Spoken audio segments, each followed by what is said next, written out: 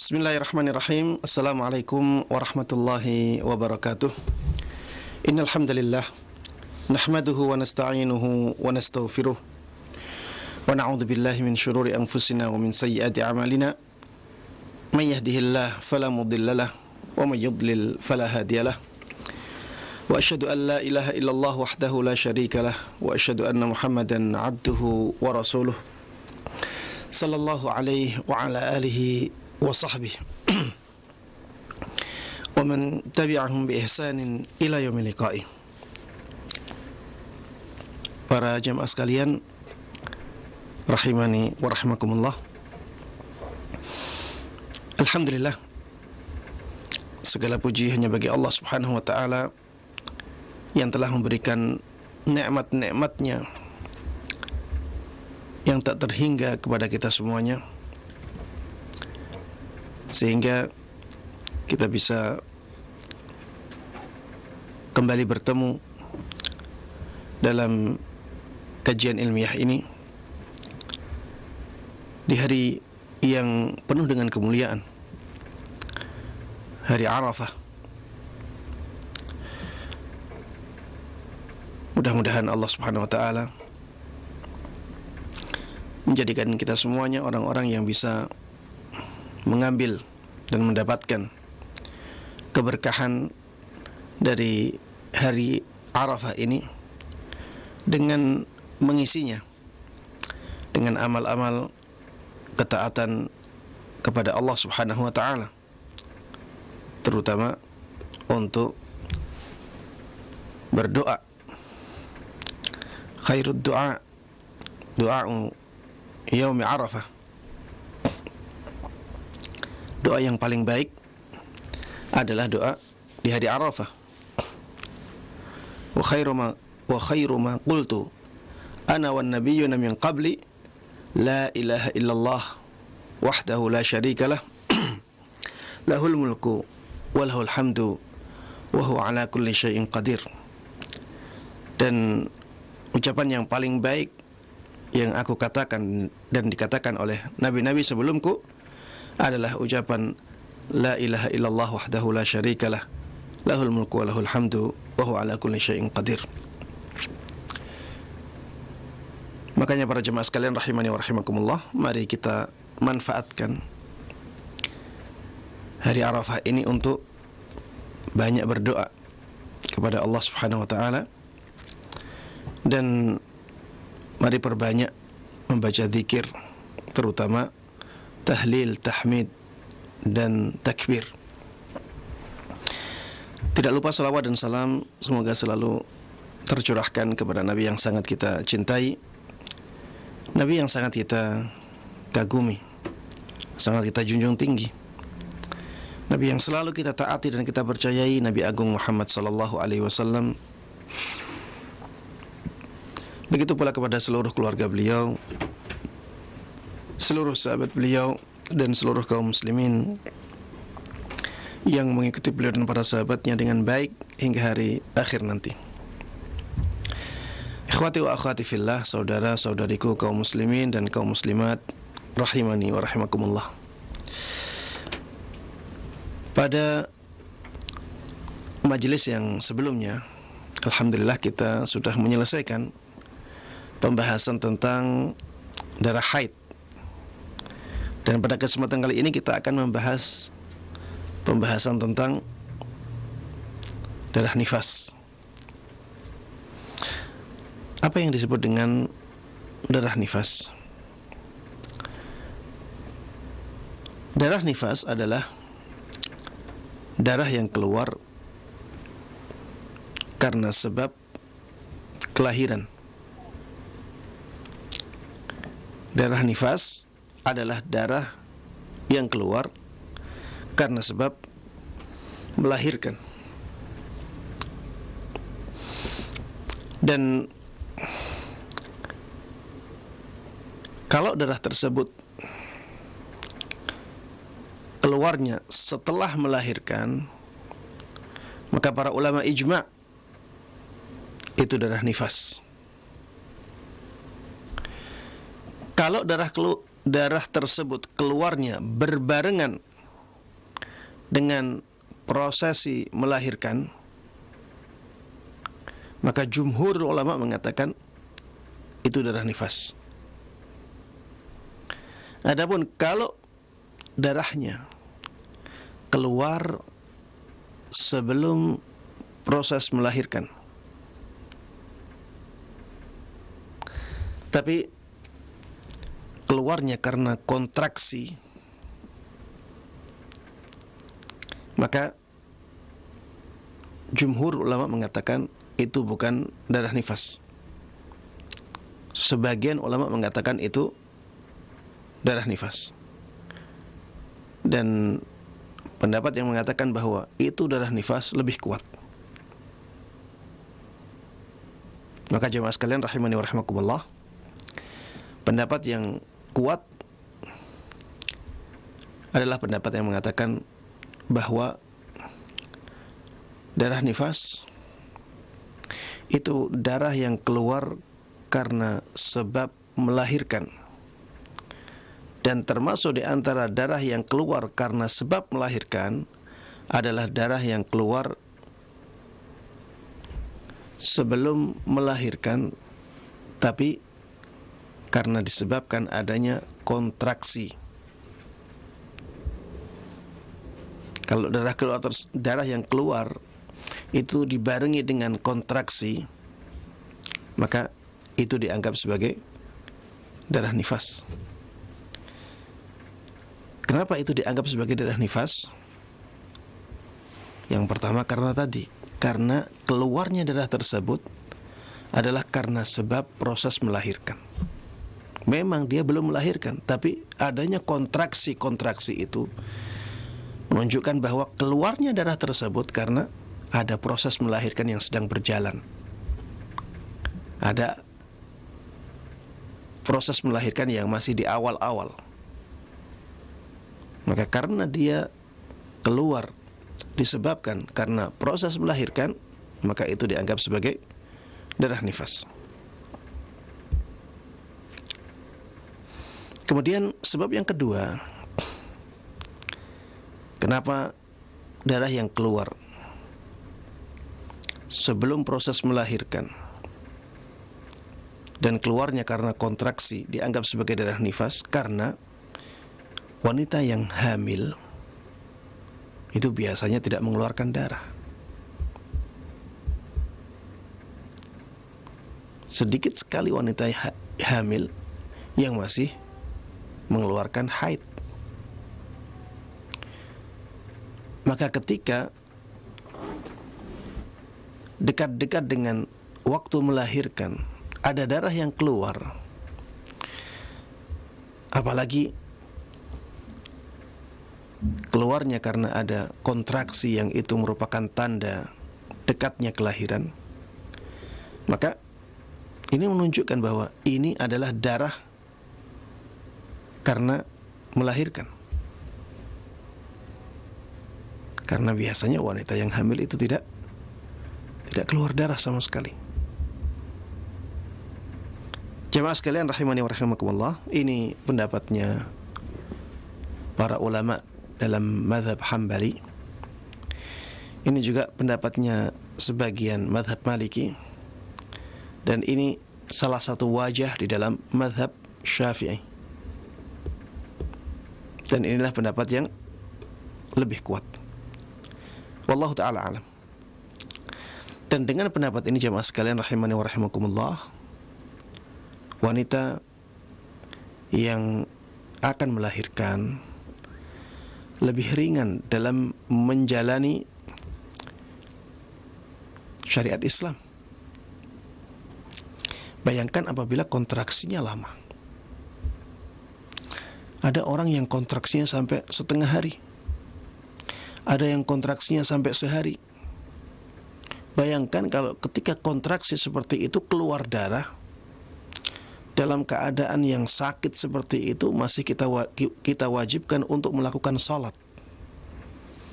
Bayangkan betapa beratnya menjalankan keadaan yang seperti itu. Ya.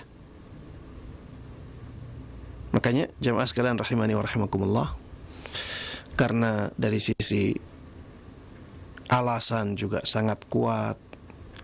Kemudian dari sisi ini lebih meringankan seorang ibu yang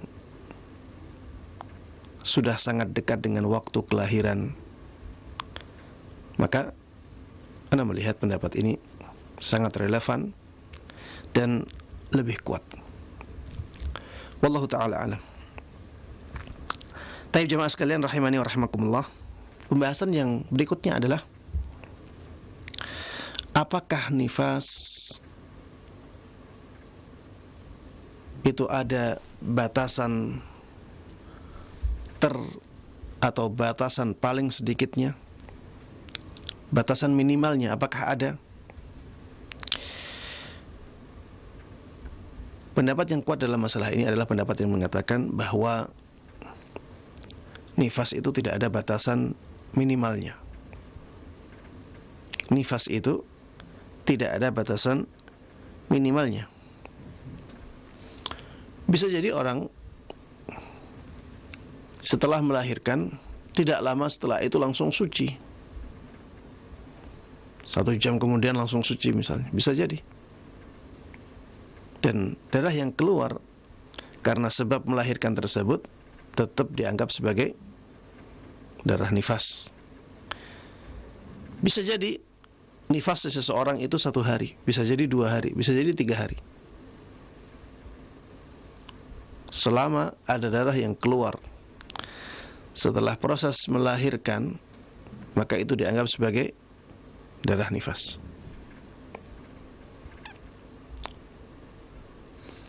Baik. Masalah yang berikutnya,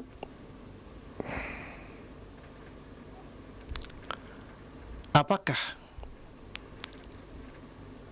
waktu nifas itu ada batas maksimumnya? Apakah ada batas terlama dari waktu nifas? Batas terlama dari masa nifas?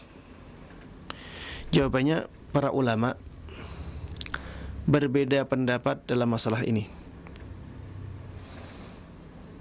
Ada yang mengatakan 40 hari. Ada yang mengatakan 60 hari. Ini 2 pendapat yang paling masyhur dalam masalah ini. 60 hari dipilih oleh Imam Syafi'i rahimahullahu ta'ala dan ulama-ulama lain yang sepakat dengan beliau. Sedangkan mayoritas ulama mengatakan bahwa batas maksimum masa nifas adalah 40 hari. Dan ini jemaah sekalian rahimani wa rahimakumullah yang lebih kuat dari sisi dalilnya. Apa dalilnya? Dalilnya adalah hadis Ummu Salamah radhiyallahu taala anha, bahwa beliau pernah mengatakan kanatin nufasa ala ahdi Rasulillah sallallahu alaihi wasallam taq'udu ba'da nifasiha 40 yawman aw 40 lailah. Ummu Salamah radhiyallahu taala anha pernah mengatakan, dahulu di zaman Rasulullah sallallahu alaihi wasallam, para wanita yang nifas mereka duduk. Maksud dari duduk di sini tidak melakukan salat dan ibadah-ibadah atau hal-hal yang tidak dibolehkan karena nifas. Dahulu di zaman Rasulullah sallallahu alaihi wasallam, wanita-wanita yang nifas mereka duduk setelah nifasnya selama 40 hari atau 40 malam. Ini menunjukkan bahwa setelah itu mereka suci. Dan ini ya, hitungan 40 hari ini umumnya wanita. Ya. Ini umumnya wanita 40 hari. Jadi kalau sudah sampai 40 hari, maka hari ke-41 dianggap sebagai darah istihadah, kecuali kalau ngepasi hari haidnya. Kalau ngepasi hari haidnya, maka yang ke-41 bisa jadi itu darah haid. Apalagi kalau sifat-sifat haidnya ada di darah tersebut. Dan ini bisa terjadi, ya. Jadi pas hari ke-41 itu pas kebiasaan dia kedatangan haid. Tapi kalau di hari ke-41 itu hari di luar kebiasaan dia keluar haid dan ternyata ada darah, maka itu dianggap sebagai darah istihadah atau darah yang keluar karena penyakit. Sehingga orang tersebut tetap diwajibkan untuk sholat, ya. Jemaah sekalian rahimani wa rahimakumullah, inilah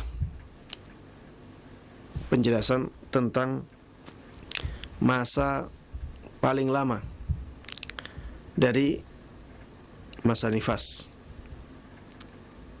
Waktu yang paling lama dari masa nifas adalah 40 hari. Baik jemaah sekalian rahimani wa rahimakumullah, bagaimana kalau misalnya ada wanita yang nifas di hari ke-30, berhenti nifasnya, atau di hari ke-20 berhenti nifasnya dan tidak keluar lagi? Apakah dia harus menunggu waktu 40 hari kemudian dia baru sholat, ataukah dia sholat ketika darahnya berhenti? Jawabannya para jemaah sekalian rahimani wa rahimakumullah, kalau memang benar-benar berhenti, maka ketika berhenti itulah dia punya kewajiban untuk sholat.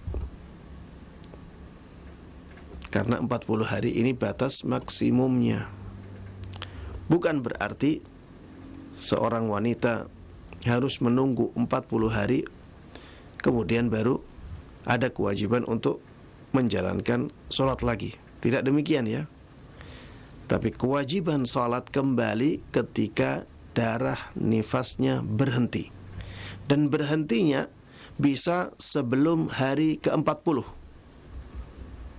Ya, berhentinya bisa sebelum hari ke-40. Tapi batas maksimumnya adalah hari ke-40. Ini sebagaimana disebutkan oleh jumhurul ulama. Adapun Imam Syafi'i rahimahullahu taala, beliau mengatakan sampai hari ke-60. Ya. Apa dasar beliau dalam pendapatnya? Beliau mendasari pendapatnya dengan istiqra. Ya. Beliau mendasari pendapatnya dengan istiqra, ya, penelitian. Beliau tidak menemukan ada wanita yang nifas melebihi 60 hari. Beliau tidak menemukan ada wanita yang nifas melebihi 60 hari. Dan beliau menemukan banyak wanita yang nifas yang darahnya masih keluar setelah 40 hari. Makanya beliau mengatakan, ya, kalau memang darahnya masih seperti darah yang sebelumnya dan belum melewati hari ke-60, maka tetap dianggap sebagai darah nifas. Inilah, ya, alasan beliau. Alasan beliau juga kuat, ya. Alasan beliau juga kuat. Bahkan Syekh Utsaimin rahimahullahu taala, beliau juga menguatkan pendapat ini, pendapatnya Imam Syafi'i rahimahullahu taala. Hanya saja, ya, karena ada hadis dari Ummu Salamah dan banyak ulama menguatkan hadis ini, maka kita katakan hadis tersebut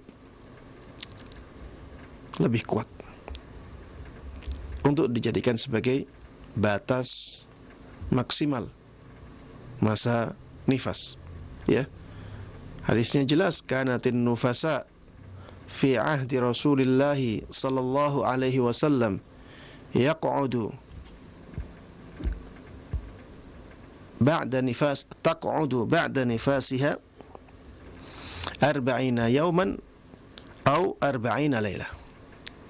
Dulu di zaman Rasulullah sallallahu alaihi wasallam, wanita-wanita yang nifas mereka duduk hingga 40 hari atau 40 malam. Mungkin ada yang bertanya, Ustadz, apa Imam Syafi'i tidak mengetahui hadis tersebut? Maka jawabannya bisa jadi Imam Syafi'i mengetahuinya, dan itu kemungkinan besar. Tapi bisa jadi Imam Syafi'i rahimahullahu ta'ala melemahkan hadis itu, ya, tidak melihatnya sebagai hadis yang sahih, sehingga beliau tidak wajib mengikuti hadis tersebut, karena dalam pandangan beliau sanadnya kurang kuat. Bisa jadi seperti itu.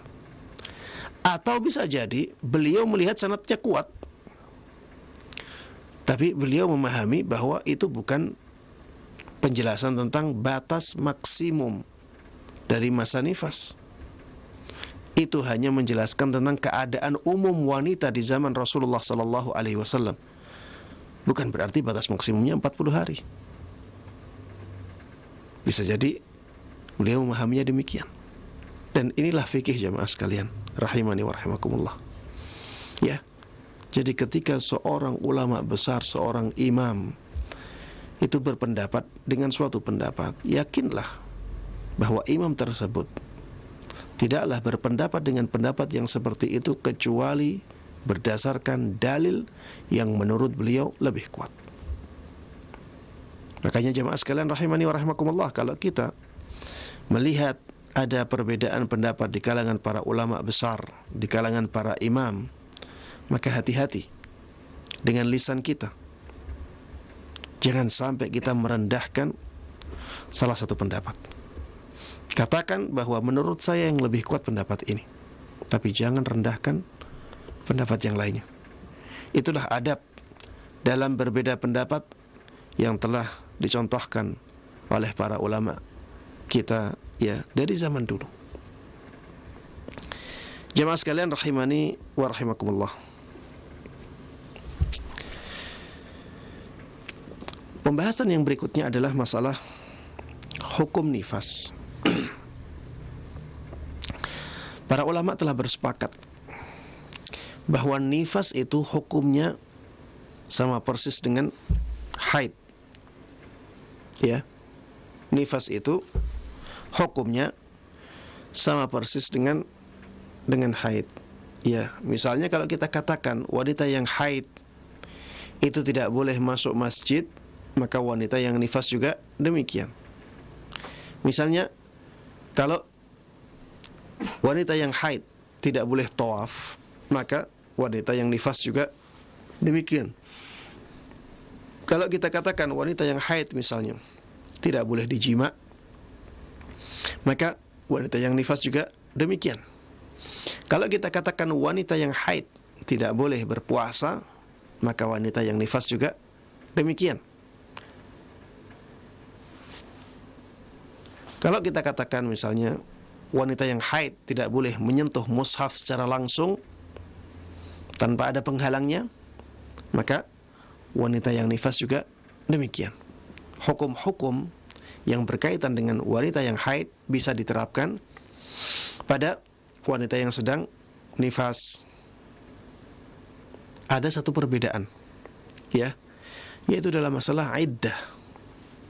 Dalam masalah iddah, bagi ulama yang mengatakan bahwa iddahnya wanita yang ditalak itu 3 kali haid, maka ya, haid itu berhubungan dengan iddah. Haid sangat berhubungan dengan hubungannya sangat erat dengan iddah. Adapun nifas tidak ada hubungannya dengan iddah. Karena syariat mengaitkan iddah wanita yang melahirkan itu dengan kelahirannya yang terjadi biasanya sebelum nifas. Ketika melahirkan, ketika itulah iddahnya selesai. Makanya nifas tidak ada hubungannya dengan iddah sama sekali. Berbeda dengan haid. Ya, hubungannya sangat erat dengan iddah. Adapun hukum-hukum lain ya selain iddah, maka ya sama. Wallahu taala a'lam. Taib. Masalah yang berikutnya jemaah sekalian rahimani wa rahimakumullah, kita beralih ke istihadah. Kita sudah selesai membahas masalah darah nifas. Sekarang kita berpindah ke darah istihadah. Apa yang dimaksud dengan darah istihadah? Di sini disebutkan al-istihadatu jarayanud dami fi ghairi awqatil haidhi wan nifasi aw muttasilan bihima wa huwa damun laysa bi'adatin wala tab'in minhunna wala khilqah innama huwa 'irqun inqata' sailuhu damun ahmar la inqita'a lahu illa 'indal bur'i minhu. Istihadah adalah darah yang keluar, darah yang mengalir di selain waktu haid dan nifas, atau dia keluarnya menyusul haid dan nifas, menyusul haid atau nifas. Misalnya tadi ya, ada orang biasanya haidnya 6 hari, tiba-tiba di suatu bulan haidnya jadi 10 hari, dan dia tahu setelah hari ke-6 darahnya sudah berbeda dengan hari ke-6-nya, dan sifat-sifat darah haid hilang pada hari ke-7 sampai hari ke-10. Maka ini darah istihadah yang keluarnya menyusul darah haid, jadi tidak terpisah. Contohnya lagi misalnya ya dalam kasus nifas, kalau kita menguatkan pendapat yang mengatakan bahwa maksimum waktu nifas itu 40 hari, dan ternyata di hari ke-41 masih keluar darah, maka itu dianggap sebagai darah istihadah yang bersambung dengan darah nifas. Ya. Taib. Darah istihadah disebutkan di sini adalah darah yang mengalir di selain waktu haid dan nifas, atau dia menyusul darah haid atau darah nifas. Dan dia adalah darah yang tidak wajar, darah yang keluar karena ketidaknormalan, ketidakwajaran. Biasanya sebabnya karena ada urat yang terputus, ada urat yang terputus sehingga keluar darah, dan darah tersebut keluar terus, tidak berhenti sampai sakitnya tersebut benar-benar sembuh. Ya, urat yang terputus tersebut benar-benar kembali. ya, atau sembuh atau menutup. Ini hakikat dari darah istihadhah. Intinya bahwa darah istihadhah itu darah yang keluar karena sesuatu yang tidak normal, karena sesuatu yang tidak wajar, karena penyakit. Inilah darah istihadhah. Taib. Hukum orang yang mengalami istihadhah. Jemaah sekalian rahimani wa rahimakumullah, disebutkan di sini bahwa orang yang mengalami istihadhah hukumnya seperti orang yang suci. Hukumnya seperti orang yang suci. Dia punya kewajiban untuk sholat, dia punya kewajiban untuk berpuasa, dia boleh digauli oleh suaminya, dia boleh tawaf, dia boleh masuk masjid, dia boleh menyentuh mushaf, ya, dan seterusnya. Hukumnya sama dengan orang yang suci, ya, kecuali dalam masalah wudu untuk sholat, ya, dalam masalah wudu untuk sholat, dan itu nanti ya kita akan bahas di pembahasan selanjutnya. Bagaimana kalau orang yang istihadhah akan sholat, apakah dia diwajibkan untuk berwudu setiap sholatnya ataukah tidak? Ya, secara ringkas dia diwajibkan untuk berwudu di setiap sholat wajibnya. Dia diwajibkan untuk berwudu setiap sholat wajibnya. Adapun untuk sholat-sholat sunnah, maka tidak ada kewajiban bagi dia untuk berwudu kecuali apabila waktu sholat lain sudah masuk.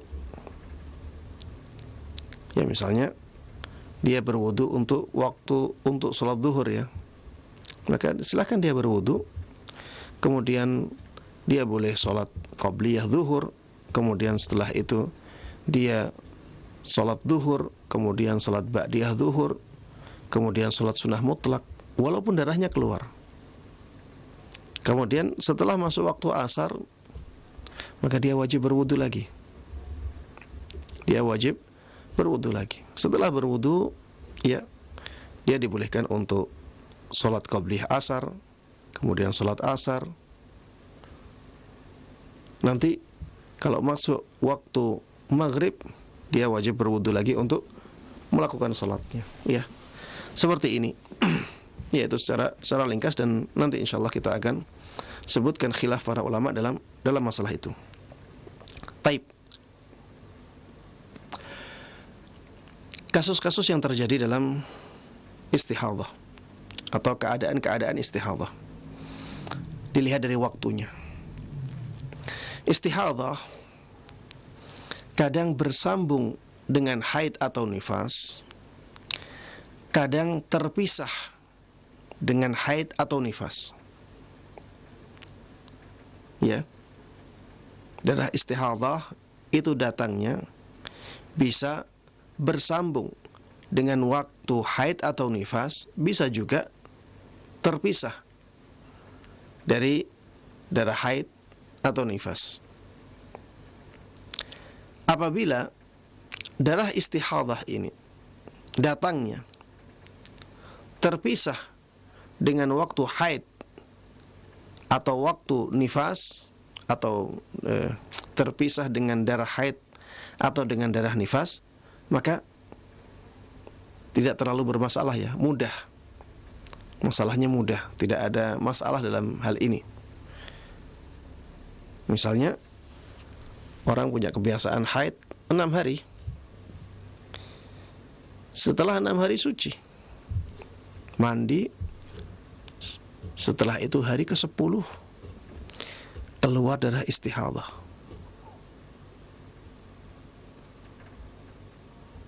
Karena sifat-sifat darahnya tidak seperti darah haid, dan tidak biasanya hari ke-10 ya keluar darah haid. Maka ini jelas darah istihadah. Kemudian setelah itu ya 5 hari setelah itu berhenti.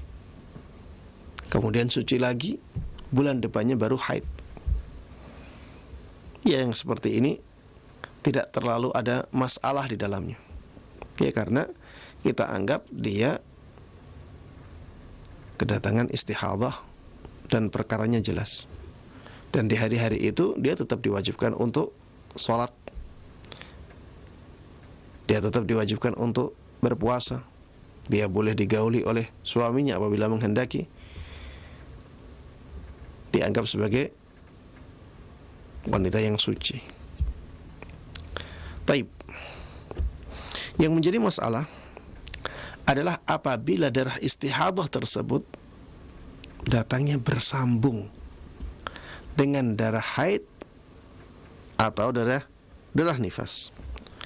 Maka di sini ya disebutkan ada 4 keadaan apabila darah istihadahnya bersambung dengan darah haid atau darah nifas. Yang pertama, keadaan yang pertama apabila orang yang kedatangan darah istihadah yang bersambung dengan darah haid atau dengan darah nifas ini bisa mengetahui atau masih ingat kebiasaan haidnya. Masih ingat kebiasaan haidnya.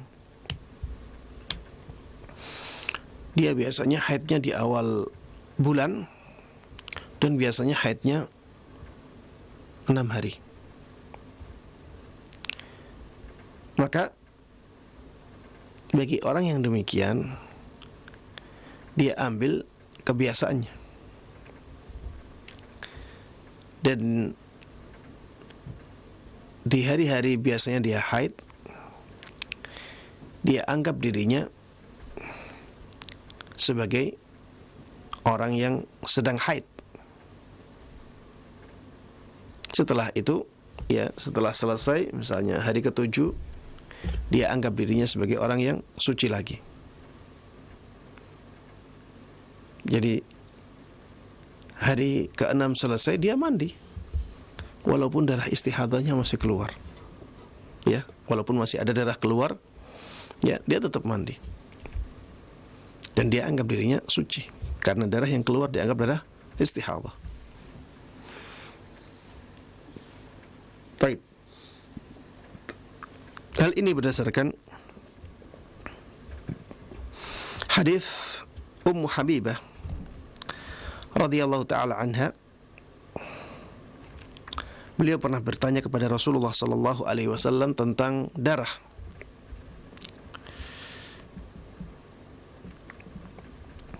Kemudian Rasulullah sallallahu alaihi wasallam mengatakan kepadanya, "Umkuthi qadra ma kanat tahbisuki haidatuk thumma ightasili wa salli." Duduklah selama waktu sebagaimana waktu haidmu. Duduklah selama waktu sebagaimana waktu haidmu. Kemudian setelah itu mandilah dan sholatlah. Jadi Rasulullah sallallahu alaihi wasallam memerintahkan Ummu Habibah untuk mengembalikan keadaannya kepada keadaan biasanya. Karena Ummu Habibah radhiyallahu taala anha tahu kebiasaannya. Kebiasaan haidnya tahu. Sehingga Rasulullah sallallahu alaihi wasallam mengembalikannya kepada kebiasaannya. Kalau kebiasaannya 6 hari, sudah, anggap 6 hari. Setelah 6 hari mandi. Setelah itu sholat. dan hukumnya seperti hukum wanita yang suci. Baik, keadaan yang kedua, apabila seseorang tidak tahu kebiasaannya, atau dia tidak punya kebiasaan, maksudnya tidak punya kebiasaan, haidnya tidak teratur, kadang 3 hari, kadang 4 hari, kadang di awal bulan, kadang di tengah bulan, kadang di akhir bulan, tidak diketahui kebiasaannya, tapi bisa membedakan. Dia bisa membedakan, ini darah haid, ini bukan darah haid. Dia bisa membedakannya karena dia tahu tanda-tanda haid. Misalnya dari sisi darah, ya, kelihatan lebih hitam. Kemudian dari sisi kekentalan, dia lebih kental. Kemudian dari sisi baunya, seperti bau darah rusak, ya, bau busuk. Kemudian setelah keluar, darah tersebut tidak membeku. Kemudian ketika keluar, di hari-hari pertama keluar, dia merasa perutnya tidak enak, perasaannya tidak enak. Intinya dia tahulah tanda-tanda haid yang ada pada dirinya. Kalau dia tidak punya kebiasaan, kebiasaannya tidak teratur haidnya, tapi dia bisa membedakan antara darah haid dengan darah yang lainnya, maka dikembalikan kepada pengetahuan dia atau keadaan dia bisa membedakan, ya, bisa membedakan antara darah haid dengan darah yang lainnya. Kalau dia lihat darahnya darah haid, sudah anggap itu sebagai darah haid. Kalau dilihat ternyata dalam pandangan dia itu bukan darah haid, ya sudah, itu dianggap bukan darah haid, ya. Ini berdasarkan hadis Fatimah binti Abi Hubaish radhiyallahu taala anha. Beliau pernah bertanya kepada Rasulullah sallallahu alaihi wasallam, "Ya Rasulullah, inni imra'atun ustahadu fala athur afa ad'u shalah." Wahai Rasulullah sallallahu alaihi wasallam, aku adalah seorang wanita yang mengalami istihadah. Darah keluar terus sampai aku tidak pernah suci karena darah yang keluar terus. Apakah aku boleh meninggalkan sholat atau harus meninggalkan sholat? Maka Rasulullah sallallahu alaihi wasallam mengatakan, la, innama dzalika irqun. Rasulullah mengatakan tidak, sesungguhnya itu adalah karena urat. Walaisa bihaidin, itu adalah darah penyakit, ya, itu adalah darah penyakit. Sebabnya karena ada urat yang putus, dan itu bukanlah haid. Fa'idha aqbalat haidatuki fada'is salah. Apabila haidmu datang, tinggalkan salat. Wa idza adbarat faghsili 'anki dam thumma shalli.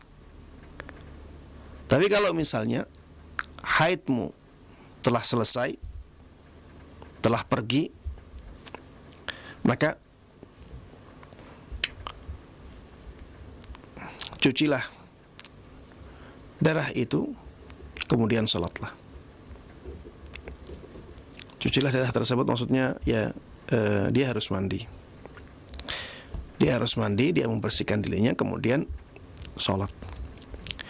Jemaah sekalian rahimani wa rahimakumullah, di sini Rasulullah sallallahu alaihi wasallam mengembalikan hukum kepada wujud darah haid. Mengembalikan hukum kepada wujud darah haid. Apakah darah haidnya ada ataukah tidak? Kalau darah haidnya ada, maka itu dianggap sebagai darah haid. Kalau darah haidnya tidak ada, maka tidak dianggap sebagai darah haid. Selama hakikat darah haidnya ada, maka dia hukumnya seperti wanita haid. Selama hakikat darah haidnya tidak ada, maka dia dianggap sebagai wanita yang suci. Jemaah sekalian rahimani wa rahimakumullah, bagaimana kalau misalnya antara kebiasaan dengan alamat atau tanda-tanda darah haid ini bertentangan? Mana yang didahulukan? Jadi orang ini punya kebiasaan dan orang ini juga bisa membedakan darah. Maksudnya bisa membedakan darah itu, darahnya memang kelihatan berbeda. Dia tahu sifat-sifat darah haid dan darahnya jelas. Darah yang keluar bisa dia bedakan secara jelas.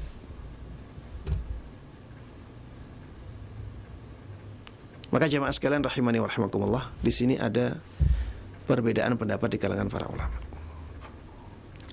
Ada yang mengatakan kebiasaan lebih didahulukan. Kalau sudah kebiasaannya 6 hari, ya sudah 6 hari. Setelah 6 hari, apapun keadaannya harus dianggap sebagai darah istihadah. Ada yang mengatakan di sini lebih didahulukan tamyiz. Ya, tamyiz itu pembedaan tadi. Kalau memang tanda-tanda darah haidnya ada, tetap dianggap sebagai darah haid. Dan ini pendapatnya para ulama Syafi'iyah, dan Anda melihat pendapat ini lebih kuat.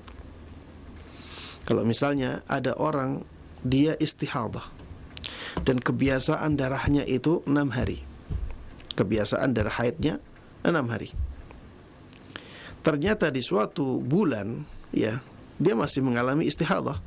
Di suatu bulan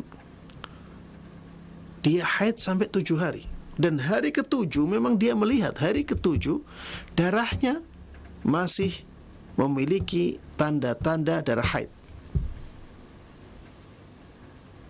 Maka ya, Anda melihat ya, dan ini pendapatnya ulama-ulama Syafi'iyah, hari ke-7 pun masih dianggap sebagai darah haid, karena dia bisa melihat sifat darahnya.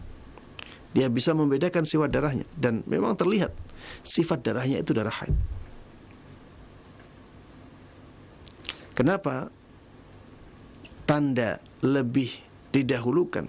Tanda haid itu lebih didahulukan daripada kebiasaan haid, karena tanda haid ini berhubungan dengan darah yang ada ketika itu. Darah yang keluar ketika itu, ini ya tanda berhubungan dengan darah itu. Sedangkan kebiasaan haid itu berkaitan dengan masa lalu, maka tanda darah haid lebih kuat daripada kebiasaan. Ya, ini yang disampaikan oleh para ulama Syafi'iyah rahimahumullahu jami'ah. Maka jemaah sekalian rahimani wa rahimakumullah, ya, kalau tidak ada pertentangan antara kebiasaan dengan tanda-tanda haid, maka tidak ada masalah sama sekali. Tapi kalau ada pertentangan antara kebiasaan dengan tanda-tanda darah haid, maka kita dahulukan tanda-tanda darah haid. Baik, jemaah sekalian rahimani wa rahimakumullah, keadaan yang ketiga adalah ketika seorang wanita belum pernah mengalami haid. Ketika seorang wanita belum pernah mengalami haid dan langsung terkena istihadah. Jadi darah keluar pertama kali, sebelumnya belum pernah mengalami haid, darah keluar, ternyata dia juga mengalami istihadah. Di waktu itu juga dia mengalami istihadah. Dikiranya darah haid, ternyata sampai sebulan gak keluar-keluar. Sampai sebulan tidak berhenti-berhenti. Berarti itu darah nifas. Berarti itu darah istihadah. Ya. Bagaimana dia membedakan antara haidnya dengan istihadahnya, padahal dia belum pernah mengalami haid, sehingga dia tidak punya kebiasaan di sini. Jamaah sekalian rahimani wa rahimakumullah, apabila dia bisa membedakan, maka dia kembalikan kepada tanda-tanda darah haid. Bisa jadi seseorang belum pernah kedatangan haid, di haid pertamanya dia langsung melihat, langsung bisa menilai bahwa itu darah haid atau bukan darah haid. Bisa jadi karena dia sudah belajar, atau mungkin dia melihat contoh dari darah haidnya orang lain, sehingga dia bisa benar-benar tahu warnanya seperti ini, baunya seperti ini, kekentalannya seperti ini. Kemudian dia juga dapat cerita, misalnya kabar-kabar bahwa orang yang haid itu nanti perasaannya tidak seperti biasanya, ya, ada sakit di perut atau gejala-gejala yang lainnya atau tanda-tanda yang lainnya. Kalau dia bisa membedakan, maka kembali kepada pembedaan, kembali kepada tanda-tanda darah haid. Kalau dia menemukan tanda-tanda darah haid pada beberapa hari, kemudian di hari-hari yang lainnya tidak demikian, maka pada hari-hari dia menemukan tanda-tanda darah haid, maka itu dihukumi sebagai hari-hari haid. Bagaimana kalau tidak bisa membedakan? Maka para ulama mengatakan orang seperti ini haidnya dikembalikan kepada keadaan umumnya wanita. Dan keadaan umumnya wanita itu haidnya bisa 6 hari, bisa 7 hari. Bisa 6 hari, bisa 7 hari. Dan 6 hari atau 7 hari ini itu bisa dipilih oleh seseorang dengan indikasi-indikasi tertentu. Kalau misalnya ya, saudara-saudara dia punya kebiasaan haid yang sama, yaitu 7 hari, maka dia anggap 7 hari haidnya. Kalau misalnya saudari-saudarinya itu haidnya 6 hari, sudah dia anggap haidnya 6 hari. Karena ya memang kebiasaan wanita itu 6 atau 7 hari. Ustaz, bagaimana kalau dia punya saudari-saudarinya tidak punya kebiasaan haid, tidak punya kebiasaan haid yang ditentukan 6 hari atau 7 hari? Kalau ragu, tentukan 6 hari. Tidak ada indikasi yang menguatkan kemungkinan 6 hari atau 7 hari, maka pilih yang 6 hari. Yang 7 dianggap sudah istihadah. Kenapa? Karena 6 hari itu lebih umum daripada 7 hari. Wanita-wanita yang haid yang lamanya 6 hari itu lebih banyak daripada wanita-wanita yang haid yang lamanya 7 hari. Kemudian dari sisi hati-hati, ini lebih hati-hati. Ya, dari sisi kehati-hatian ini lebih hati-hati. Wallahu ta'ala a'lam. Baik. Kapan dimulainya dia menganggap itu darah haid? Apakah di awal bulan, ataukah di tengah bulan, ataukah di akhir bulan? Jamaah sekalian rahimani wa rahimakumullah, ya. Kalau dia tidak tahu kebiasaannya, ya, karena dia belum pernah haid, maka dianggap ya dihitung dari awal pertama kali dia kedatangan darah. Awal hari dia keluar darah. Ketika itu dihitung sebagai haid. Taib.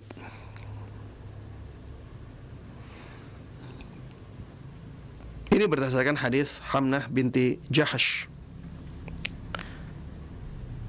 Berdasarkan hadis dari seorang sahabat wanita yang bernama Hamnah binti Jahsh.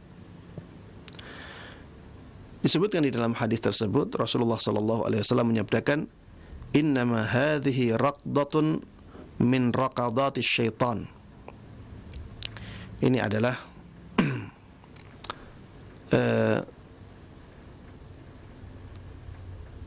gangguan-gangguan syaitan. Ini adalah gangguan-gangguan syaitan yang sebabnya karena pukulan. Raqdah itu seperti pukulan dengan kaki. Innama hadhihi raqdatun min raqadatis syaitan. Ya, intinya itu adalah disebabkan karena gangguan syaitan. Dan syaitan itu bisa mempengaruhi fisik manusia. Gangguan syaitan itu bisa mempengaruhi fisik manusia. Dan bukti yang menjelaskan masalah ini banyak sekali. Ya, seperti misalnya santet. Itu dari jin. Dan santet bisa mempengaruhi fisik manusia. Orang kerasukan jin misalnya, fisik manusianya terganggu. Begitu pula dengan nifas ini. Rasulullah mengatakan, "Innama hadhihi raqdatun min raqadatis syaitan." Taib. Fatahayyadi 6 ayyamin aw 7 fi ilmillah. Maka anggaplah engkau dalam keadaan haid selama 6 hari atau 7 hari berdasarkan ilmu Allah. Thumma ightasili. Kemudian setelah itu mandilah. Hatta idza ra'aiti annaki qad tahurti wastanqaiti fasalli 24 lailah aw 23 lailah wa ayyamahun. Fasalli 24 lailah aw 23 lailah wa ayyamahun wasumi fa inna dzalika yujzik.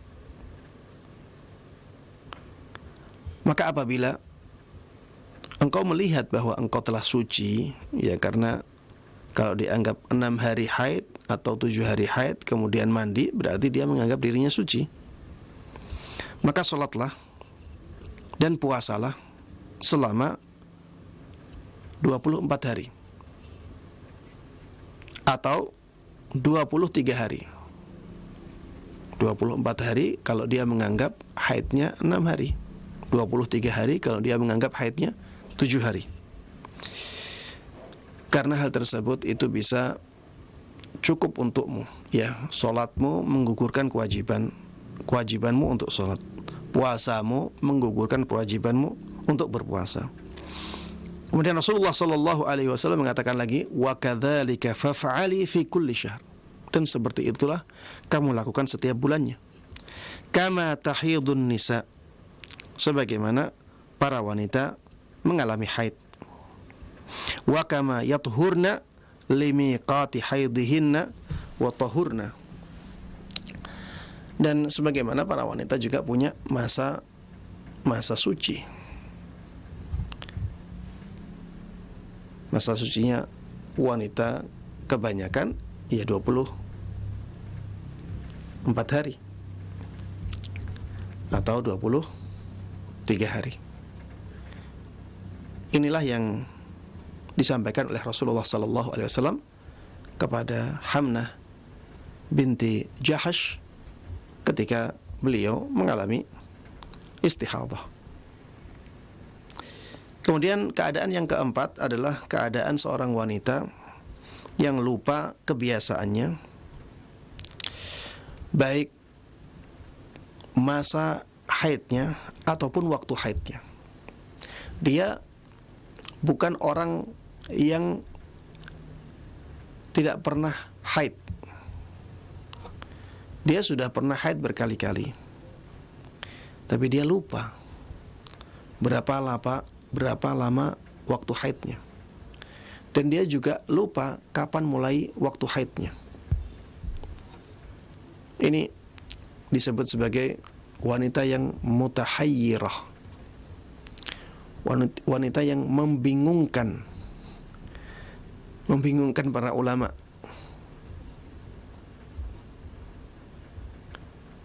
Maka ada banyak pendapat dalam masalah ini. Namun di sini ya disebutkan bahwa pendapat yang paling kuat, wanita yang seperti ini hukumnya seperti wanita yang sebelumnya, yang tidak pernah haid, ya, kemudian haid keluar darah pertama kali langsung istihadah, belum pernah mengalami haid tapi langsung istihadah, ya, hukumnya sama dengan wanita yang seperti itu. Tapi tadi sudah saya sampaikan ya, kalau misalnya wanita yang belum pernah haid kemudian kedatangan istihadah bisa membedakan, maka dikembalikan kepada tanda-tanda darah haidnya. Untuk yang keempat ini, dia tidak punya tanda-tanda sama sekali. Dia mutahayyirah, tidak ada tandanya, tidak ada kebiasaannya, ya. Ini benar-benar membingungkan para ulama. Maka dalam keadaan seperti ini langsung dikembalikan kepada hukum tadi. Anggap haidnya 6 hari atau 7 hari. Kalau dia bisa menguatkan salah satu kemungkinan 6 atau 7 hari dengan indikasi-indikasi yang ada, maka dia pilih sesuai dengan apa yang ditunjukkan oleh indikasi-indikasi tersebut.